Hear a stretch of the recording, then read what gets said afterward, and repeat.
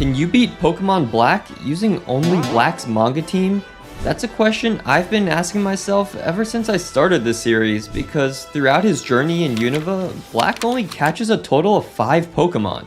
Well, it's more like 4 because Rufflet doesn't evolve until after the level cap of the Elite Four.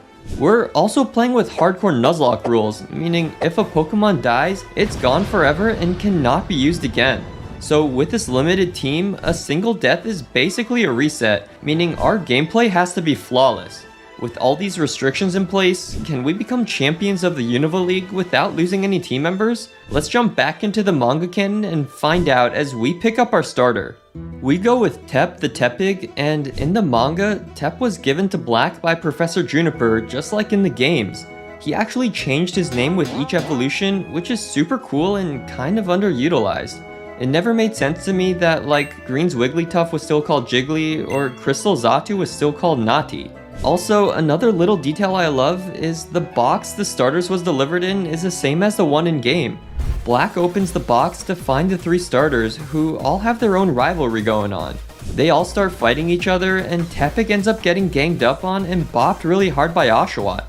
The little guy runs away and Black chases after him, finding him at the top of a tree. They bond over how they both have a cold, and in this moment, Black decides to choose Tepig to be a starter. Struck by this act of kindness, Tepig turns around to run into Black's arms, but he's suddenly hit by something invisible.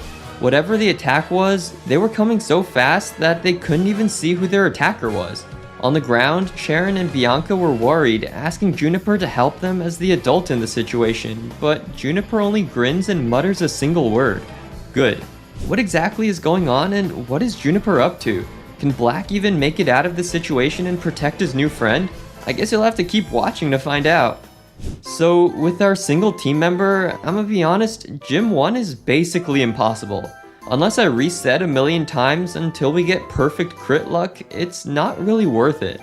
So to make this run more realistic and to stay closer to the manga canon, I decided to replace the elemental monkey that you get to counter the gym with another encounter, that being Brav the Rufflet. In the manga, Black actually met Brav when he was only 5 years old. Him, Sharon, and Bianca were out exploring the tall grass when Bianca was suddenly attacked by a wild Rufflet. Using his Muna's dream-eating abilities, Black was able to blank his mind to focus on what had just happened, and he realized that Bianca must have stepped on Rufflet's food, which is what angered the little guy. Black scoops up the remains of the Oran berries, offering them to Rufflet before our gang escapes. The next day, Black returns with Muna to capture Rufflet, and using a powerful psychic, they're able to knock him out of the sky before catching him in a Pokeball. And so, with our 2 team members, it's time to charge in and win our first badge against Cress. It's just our little Tep and Brav against the world, but can we pull it off? Cress leads with Lillipup, and I decide to start with Tep in order to preserve Brav's HP. We start the battle with an Ember, which is gonna be a 3-hit KO as Lillipup sets up with Workup. This boosts his attack, so a stab tackle could really hurt, but Tep manages to connect with the critical hit Ember, taking out the Lillipup before he can attack. That only leaves Panpour, so now it's time to switch out. Brav comes out to tank a water gun for his friend before outspeeding on the next turn and firing back with the wing attack. It's just shy of the 2-hit KO, so Panpour is able to set up with Workup. But it turns out that first one was a low roll because with another wing attack, Brav's able to seal the deal, taking out Panpour and winning us our first gym badge. With the badge secured, the real challenge begins as we're now able to use Cut outside battles. We can head back to the Dream Yard to make our way to this secret area where we've got some Team Plasma stuff to take care of. That's the perfect place too because another team member joins our squad, that being Musha the Muna. In the manga, Musha had one of the best gimmicks. Since Black had so many dreams and aspirations, his mind was constantly distracted left and right. So Muna's dream-eating abilities would let Black filter out the irrelevant information so he could focus on the task at hand. For instance, when he and Tepig were being attacked at the top of the tree, Muna was able to help Black clear his mind to identify where the attacks were coming from. The effect created a bunch of hexagons in his vision as the irrelevant ones turned black and the critical ones turned white, leaving an outline of a Suwaddle. So by using Tepig's type advantage, he commanded him to blast away the attacker, saving the day as the 4 of them flew off to their next adventure. So with Musha added to the team, it's a quick trip over to the next city, although we do stop and help Charon out with Team Plasma. We're able to sweep through their Route 1 rodents with our powerful starter duo, and Tep even evolves into Pignite. In the manga, White had a female Tepig named... is it Gigi or Gigi? My brain says Gigi, but it's based off of Tepig, so that's a hard G, but Gigi sounds weird. Well, regardless, the 2 of them were often paired together for media shootings. When Tep was about to evolve, White panicked since their dynamic duo wouldn't be the same, and she started violently shaking Tep to prevent him from evolving. This caused Tep to develop severe brain damage, and he ended up in a mental asylum soon after. Nah, I'm just kidding. He didn't evolve yet, but in a fight against Burgh, Black was losing the matchup, and he was forced to call on Tep to defeat Burgh's Dwebble. He ended up evolving mid-battle to win the matchup, and Black gave him the new nickname Knight. So with our new team of 3, we arrive in Nacrene City to take on the next gym leader. The puzzle with the moving bookshelves isn't difficult, but man, the jiggle physics of these books is super realistic. I do take some time to brainstorm for the upcoming fight because Lenora's team has always been a struggle for me. But what isn't a struggle is today's sponsor, me. This is where my sponsor would go, if I had one. So here's a little interaction reminder for you. If you're enjoying the video, don't forget to leave a like, and if you're not enjoying the video, that's alright too. I mean, you can't win them all, right? Maybe I can persuade you in the upcoming fight. It's definitely a stumper since Herdier's Intimidate is annoying, and Watchog's boosted Retaliate can easily take out a team member if I'm not careful. Lenora leads with Herdier, and I start with Brav. I want to preserve Tep's HP for the main threat in the back, so Brav's forced to take the attack drop. We fire off a wing attack, dealing a decent amount of damage after the debuff, as Herdier only uses Leer.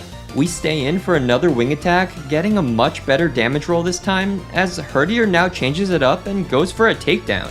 That brings us to 9 HP, as the recoil brings the pup down to... that's gotta be 1 HP, right? This is always heal range for Lenora, so instead of wasting the turn with wing attack, I decide to set up a Leer, lowering her defense. That puts us in a great position to switch into Tep, as Herdier goes for a Retaliate. We tank it, and on the next turn, I decide to risk the crit and go for a workup. This boosts our attack, but it also gives Herdier an opportunity to fire off an attack, which ends up being takedown. We survive in the yellow, but our time to set up more has been cut short. Since Herdier's defense is lowered, we can use Flame Charge to boost our speed, which is just enough for the KO. Lenora sends out Watchog, who could outspeed and has the potential to tank a 2-hit arm thrust, but with the +1 speed, Tep eases our doubts by scoring a critical hit on the first one, guaranteeing our victory as we take out the rat, winning us the battle and our second gym badge. So with 2 victories under our belt, we set our sights on Castelia City as our next destination. We make our way across Sky Arrow Bridge, stopping a cannon event from happening along the way. What a fucking...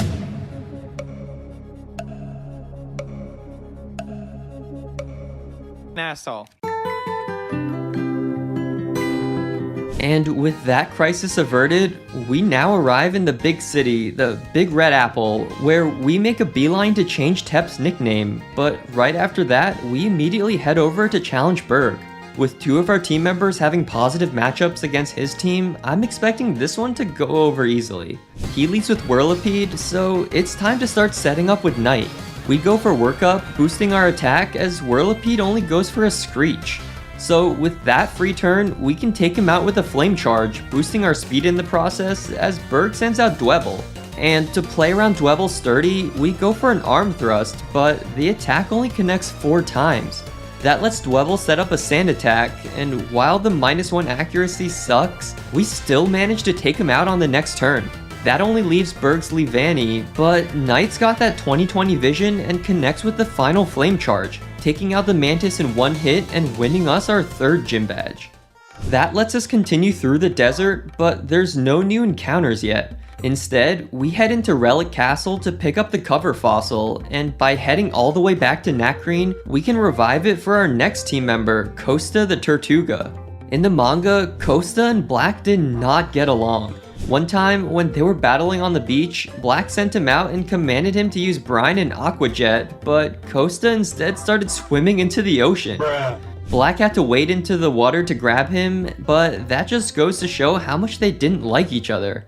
Later on, in a tense battle against Clay, the lights in the arena went out, meaning no one could see anything. It was only Costa and Clay's Crocorock left, but Crocorock had a huge advantage since he could see in the dark. He landed a powerful bite into Costa's fin, dealing huge damage to the turtle, as all Black could do was watch helplessly. Crocorock was preparing another attack, and sensing where Costa was, he connected with another bite, but it turned out it was actually Black holding a rock above his head. He tanked the attack to allow Costa to stay safe, and although it hurt his arm, that gave Costa the opportunity to connect with the brine, taking out the crocodile and winning them the battle. From that moment on, Black and Costa became better friends, and he would go on to evolve into Caracosta in a battle against Brycen and his terrifying Beartic. So with our new team member, we've got to prepare for Elesa. She's another one of those difficult fights since her team using Volt Switch can be a little unpredictable. To prepare, I decided to evolve Musha into Musharna for the extra stats, and with the strategy cooked up, it's time to take on Miss Unova herself. She leads with Emolga, and we start the battle with our newly evolved Musha. Emolga immediately outspeeds and nails us with a pursuit, which I'm guessing is because the AI prioritized the super effective move. We fire back with the Psybeam, which is gonna be a 2-shot, and on the next turn, Emolga hits us with another pursuit, meaning we can pick off the first KO of the match while preserving most of our health. Elesa sends out her second Emolga, and this time, the AI decides to go for Volt Switch.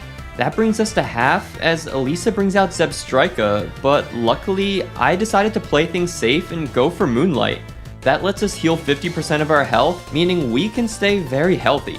Zebstrika only goes for Spark, which we can comfortably tank as we fire back with a Yawn. That causes the AI to go for Volt Switch, and with only one Emolga left, that leaves her as a sitting duck for our Psybeam. Emolga tries to pick us off with a Quick Attack, but with Moonlights to keep us healthy, we can comfortably stay in as Emolga decides to Volt Switch again. And once again, that leaves Zebstrika as the sitting duck for our Psybeam. We even get the 10% confusion, so on the next turn, her horse hits itself in confusion as Musha finishes her off with the final Psybeam. And against her last team member, another Psybeam seals the deal, winning us the battle and our 4th gym badge. So with Elesa defeated, she helps us lower the drawbridge so we can make our way over to the next town.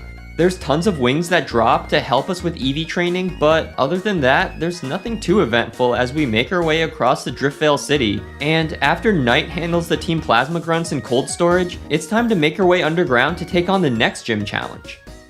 Clay leads with Crocorock, and I decided to start the battle with Costa. Our best physical option against him is Aqua Jet, which actually does more than I was expecting. In return, Crocorock goes for a Swagger, but it ends up missing. So one more Aqua Jet later, and that's a free KO on Clay's first Pokemon. He sends out Palpitoad next, and expecting the Bulldoze, I switch into Brav for the immunity. But Palpitoad randomly goes for a Muddy Water, which does nearly half to us. We luckily don't get the attack drop, so before going down, Brav can get off a Slash, bringing them to the yellow as we tank their next Muddy Water. That was definitely risky, but since we outspeed, that's a guaranteed KO on the Gross Frog before he can get off another attack. Clay sends out Excadrill last, and since we're so low health, we've gotta switch out. I send out Musha, whom we've been preserving in the back this whole time, to come in on full HP and tank a Rock Slide. On the next turn, Excadrill outspeeds and sets up a Hone Claws, but we can go for a Yawn to make him drowsy. I need as many free turns as possible to win this matchup, and on the next turn, Clay's AI decides he needs to set up another Hone Claws, so that's another free turn to use Psybeam. It does pathetic damage, but we need this little bit of chip for our plan. More importantly though, his Excadrill finally falls asleep, meaning we've gotta act fast. I switch into Costa as the mole snoozes, and using his Aqua Jet to guarantee the outspeed, we can take out a chunk of his health as Excadrill continues to sleep. That looked a little risky for the 2-hit KO, so I need to use Brine, but that means Excadrill's gonna outspeed us if he wakes up. He stays asleep, but even if he does, since Costa has a sturdy ability, we're guaranteed to survive the attack. And with a boosted brine, since Excadrill's under half health, we're able to take him out to win us our 5th gym badge. With our 5th badge, that means Clay's gonna open up Chargestone Cave for us, so we've got one more encounter here, that being Tula the Joltik. In the manga, White wanted Tep to be a duo with her female Tepig, so she asked him to be part of their next production. But when they got back to the set, they found everyone knocked out with the equipment strewn about everywhere. The production crew started blaming Black since he was the only outsider there, but in order to prove his innocence, he had Musha blank his mind to identify who the real culprit was. His vision shifted as the hexagons turned black, revealing the real perpetrator to be a Joltik. It turns out, everyone who was knocked out was holding equipment made of metal, and that's what was conducting electricity and caused them all to be knocked out. Brav helped track down the source of the electricity, and it turned out to be a Galvantula. He started setting up a web, but Tep set the web on fire and took him out before he could shock anyone else. So with Tula on the team, that's technically 2 hard counters against the next gym challenge Skyla, but the only unfortunate part is Joltik doesn't evolve until level 36, and our level cap is 35. And Tortuga doesn't evolve until level 37, so even though we have the type advantage, we're losing in the stat department. It could be a tough matchup as Skyla leads with Swoobat, and we start the battle with our unevolved Costa. She uses Amnesia, boosting her special defense, as we fire back with a Smackdown, dealing a sizable amount of HP. I wasn't very sure if the AI would heal here, so I decided to go for another Smackdown, but Swoobat outspeeds and uses Heart Stamp, which lands a flinch. Seeing as Skyla doesn't heal, I switch to Aqua Jet, taking out Swoobat's remaining HP. Skyla sends out Swanna, who for some reason decides to set up an Aqua Ring. We're of course going for Smackdown, which brings her down to below half, but I guess the Aqua Ring brings them closer to 50. On the next turn, she goes for a Bubble Beam, which is actually dealing significant damage, but we can tank it and fire back with another Smackdown for the KO. That only leaves her Unpheasant, but she can barely touch us. Unpheasant goes for an Air Slash, which we can tank on 9 HP, but we get flinched yet again.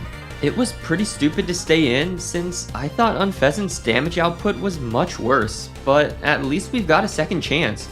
I switch into Musha, who can easily tank the next Air Slash, and on the next turn, Unpheasant starts setting up a Razor Wind.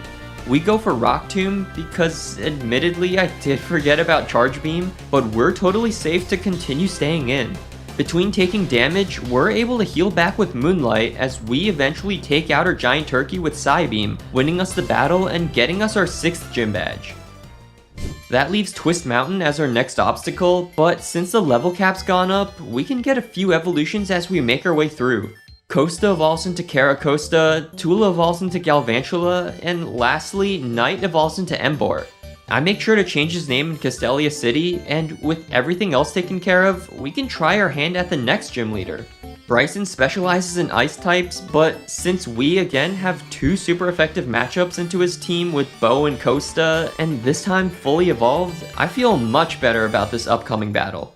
He leads with Vanillish as we start the battle with Bo. My thinking was to start setting up with Workup against his ice cream cone since he won't really be able to touch us, but Vanillish goes for a mirror shot and he manages to get the 30% accuracy drop. I totally wasn't expecting that, but I decided to continue setting up for now to see what happens. We get off 3 Workups, and in that time, Vanillish sets up an Acid Armor and hits us with a Soft Astonish. Then, after we're done setting up, it's time to go on the offensive as we connect with a Heat Crash. I have to be honest, in the heat of the battle, I think I confused Heat Crash as having perfect accuracy, which doesn't happen until Generation 6 and only after the target uses Minimize.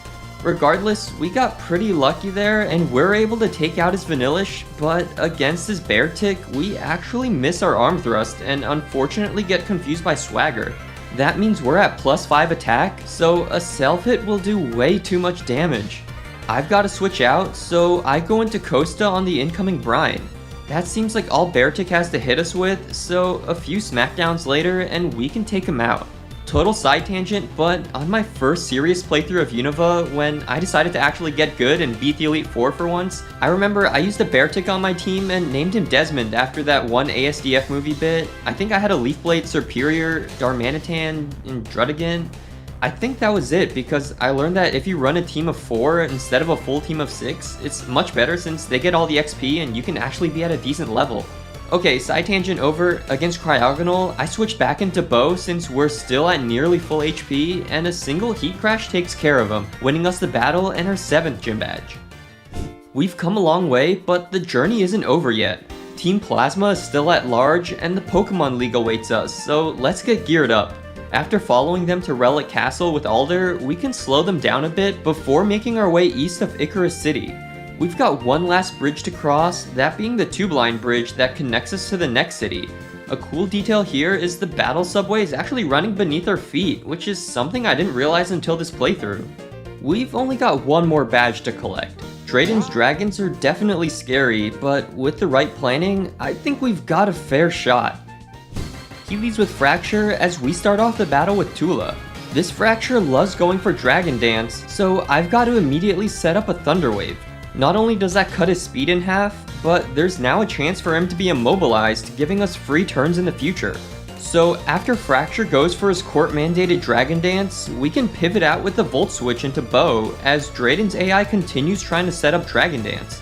He's probably going to continue doing that since the AI wants to be faster, so we've got a free turn to set up with Workup.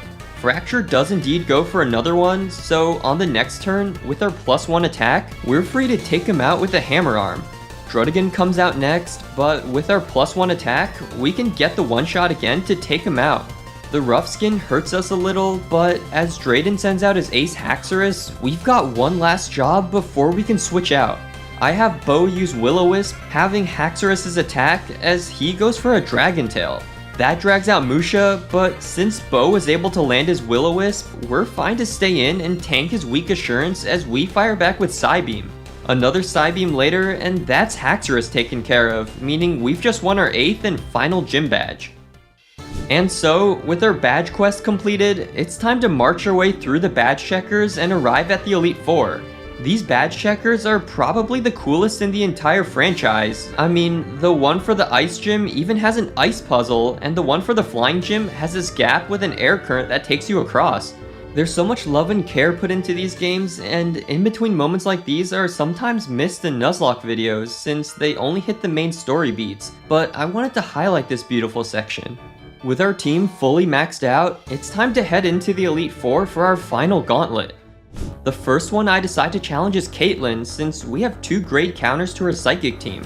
She leads with Reuniclus as we start the battle with Musha. We're carrying Shadow Ball to hit her super effectively, but I decide to use the first turn and try to boost with Charge Beam.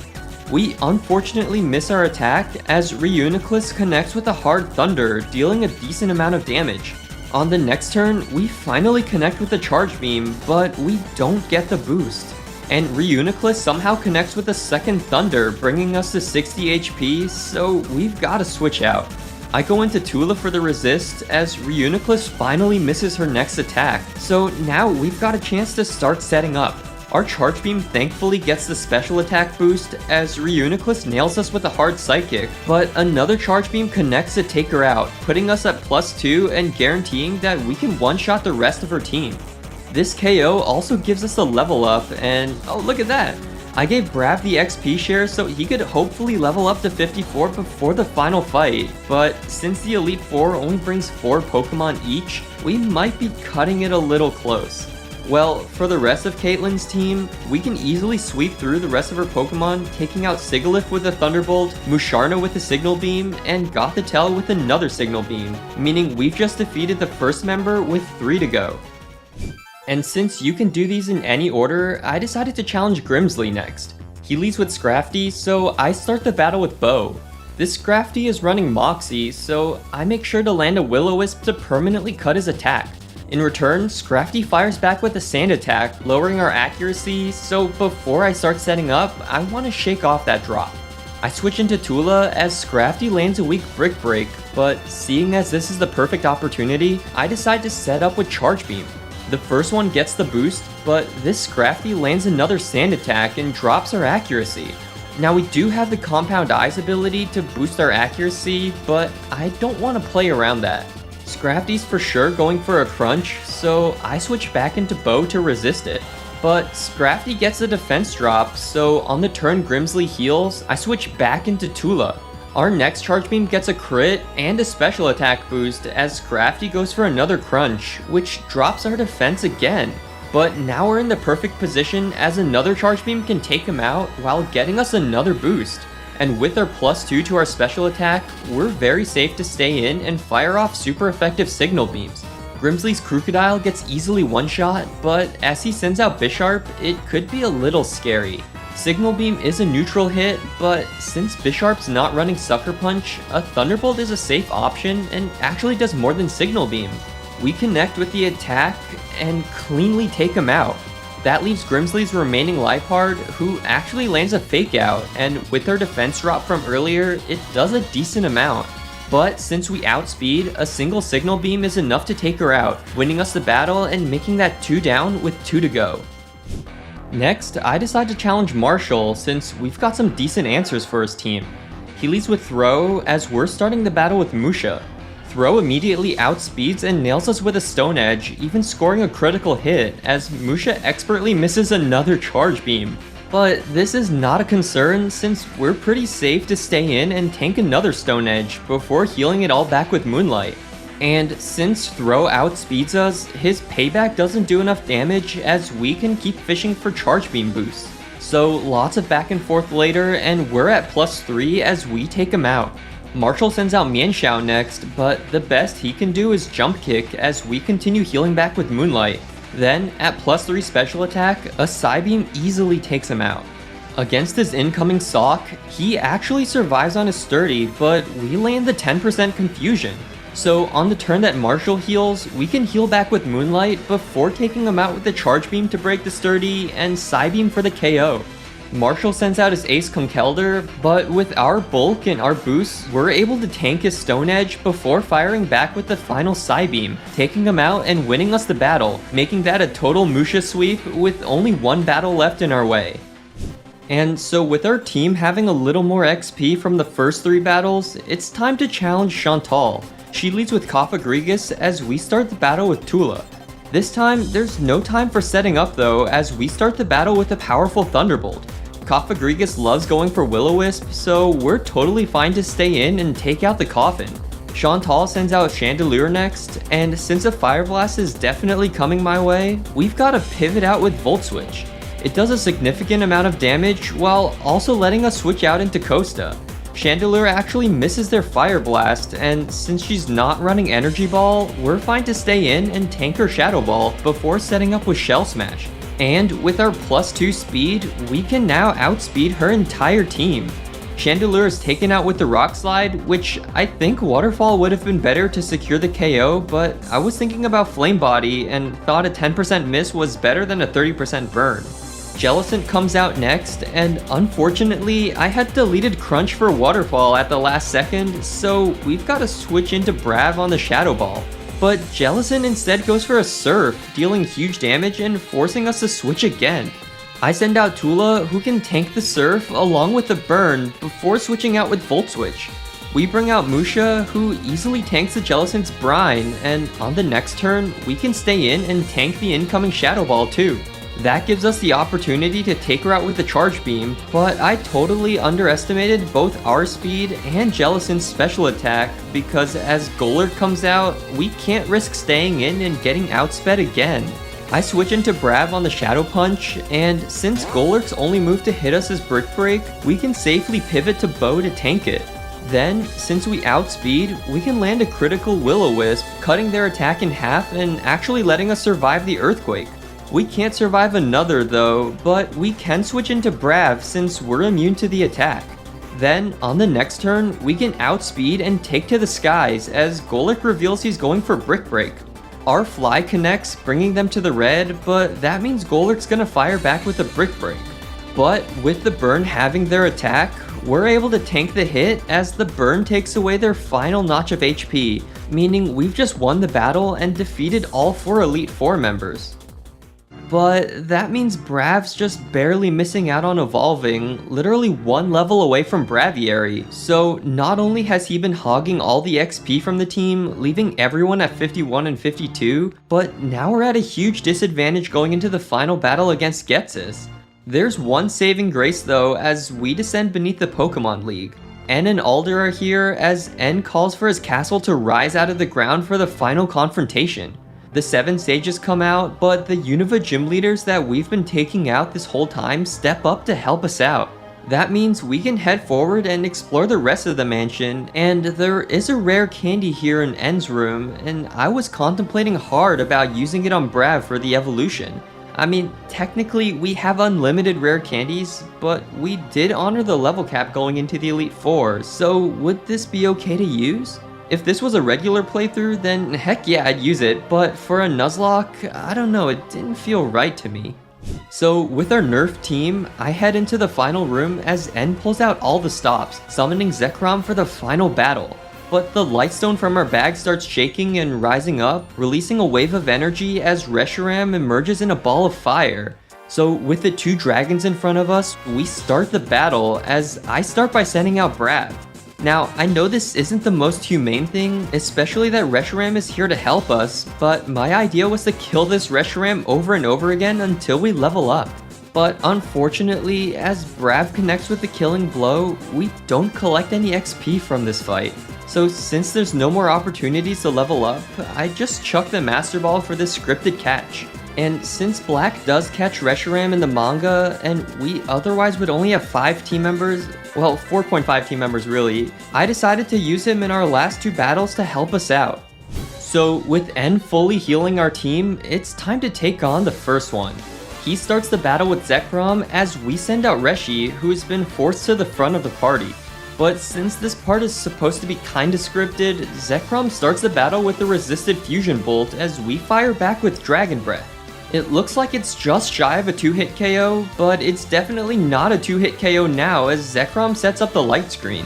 We deal about a quarter with another Dragon Breath, but then on the next turn, Zekrom actually outspeeds and fires off a Giga Impact.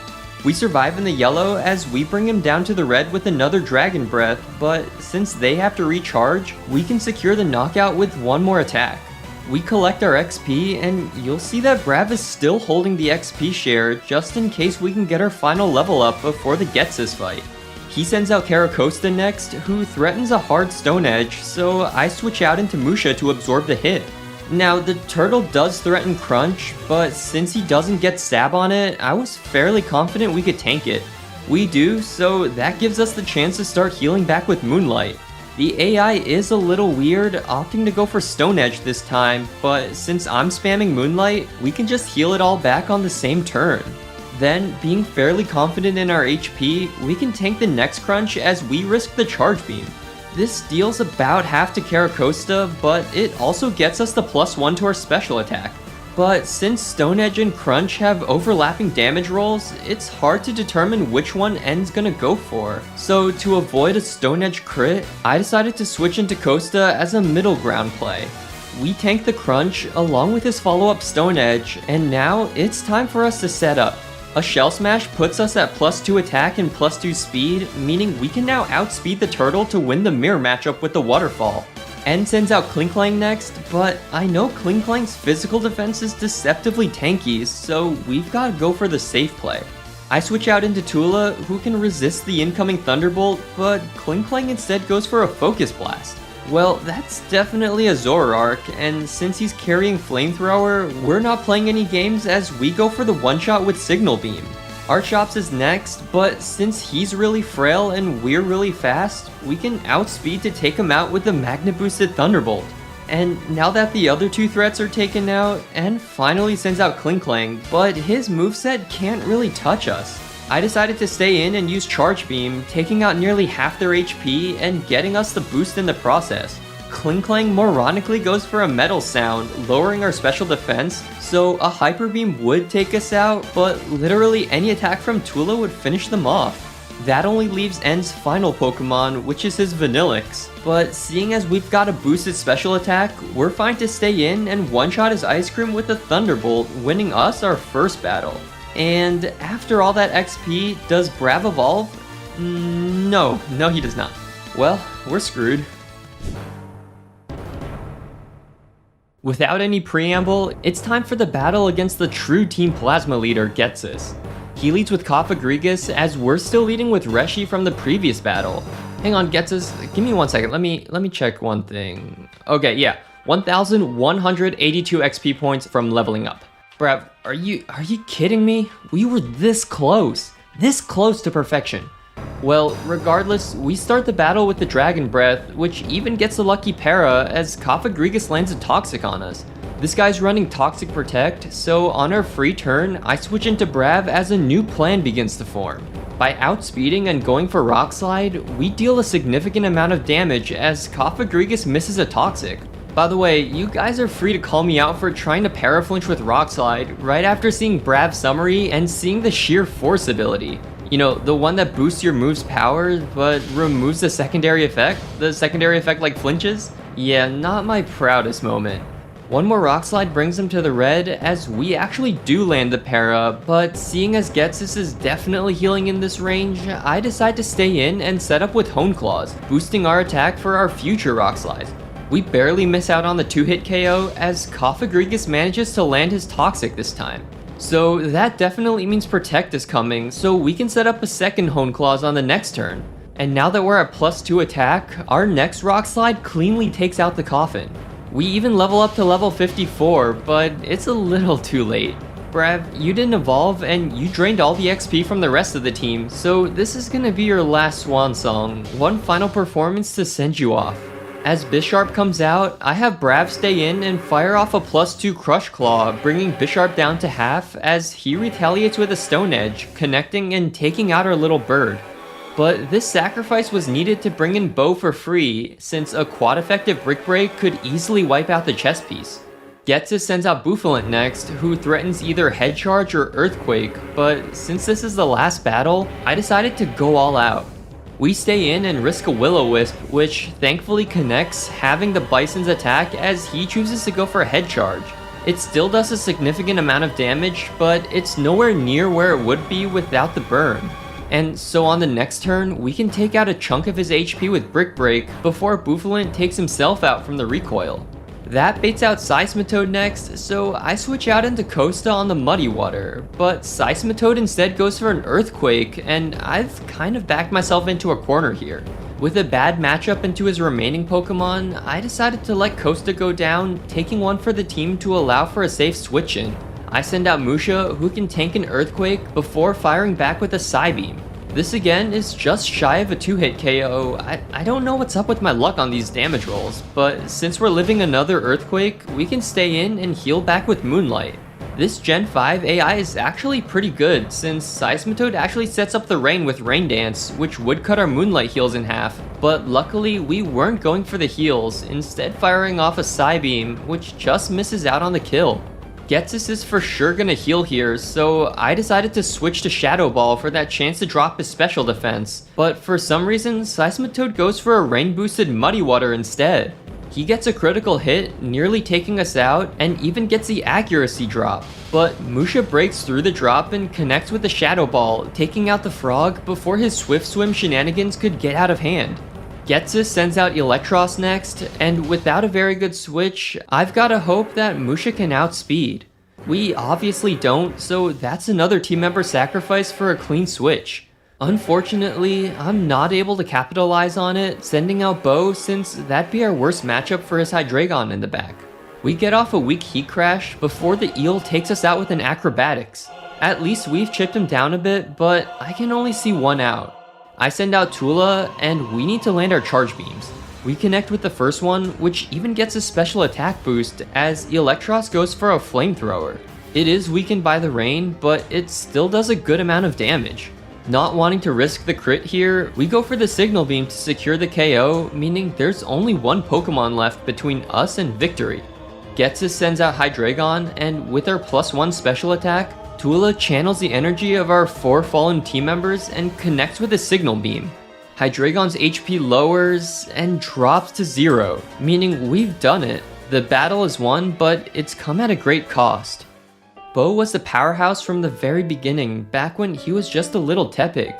And Brav, even though you fell short of your potential, the early game wouldn't have been possible without you two. Musha and Costa, you guys were more than just Pokemon, you were our friends and partners. But despite the losses, we emerged victorious. This win is as much theirs as it is ours. We'll never forget their sacrifices. And as one final goodbye, a fainted Brav pops up at the end of the battle to evolve into Braviary. And even though we couldn't use Black's main partner in crime for the majority of the run, it was still a fun playthrough and such a blast to explore Unova again. I feel like this team would have had its best time to shine in another region where the level caps are higher and we could actually get good items like the Life Orb to take advantage of our Sheer Force ability on Brav. Maybe another time we can revisit his team, but that's it for now. You probably want to see more manga characters, so click here for another manga run. Thanks for being here and watching the whole way through. Until next time, this has been Magnus. I'll catch you all in the next video. Peace.